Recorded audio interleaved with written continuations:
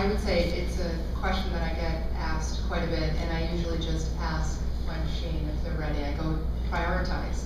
I look at the foundational stuff. I go very, very gently, because as Dr. Amy said, you don't want those spikes. I had those spikes with my son, and they're horrific. You want a nice, easy plane to work with. So I really just do. It's the old, question that you hear, or the statement that you hear a lot in the college. You ask the ball in the sky, are they ready to be detoxed? And typically they are. I also would say that as soon as you start the kids on drainers, you're detoxing. And one of the things that I have found over and over again is when I put my kids on drainage tone, I also send along inflammatone, because without question, you're going to get that ear infection that was buried kind of pop out, and there they have inflammatone ready. They're going to go sailing right through and not have any problems. And they don't always understand the process, so it's, week by week I stay in contact with them, so they know that they have the tools ready to get the child to the next level. I just wanted to speak a little bit about my experience with my son Aiden. We came from a biomed background, and I just wanted to say thank you to Dr. Carey for saying yesterday about chelation and how she's not comfortable doing that.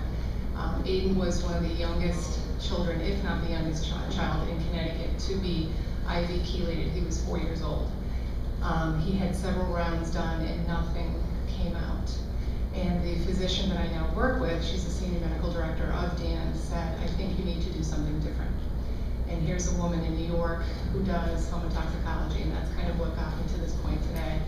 And as soon as we put him on just simple drainers, and this is what I was speaking to earlier, he had metals pouring out of him. No detox, simple drainage, that's it. I have the testing from before and after, and we presented this at an Autism 1 conference a couple of years back, because people were floored. They couldn't believe the amount of metals that came out.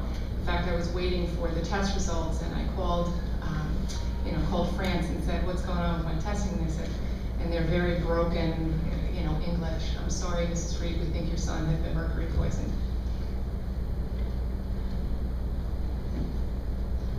It wasn't. He was getting well.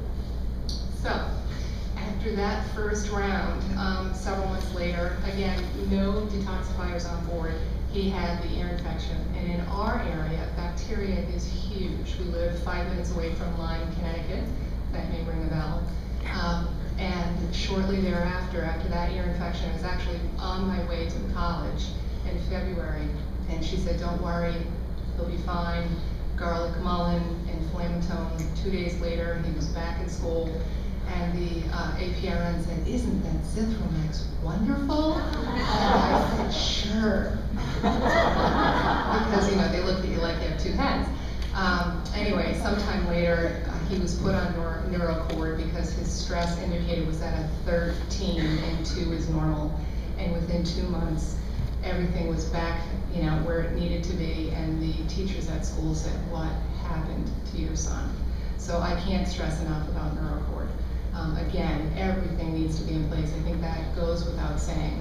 And I would like to say that while he, there's these terms floating around about recovery, I use the word remission because I think you always have to keep your eye on the ball with these kids. They have a genetic link, there is toxicity in the world, and you just really have to stay on top of things.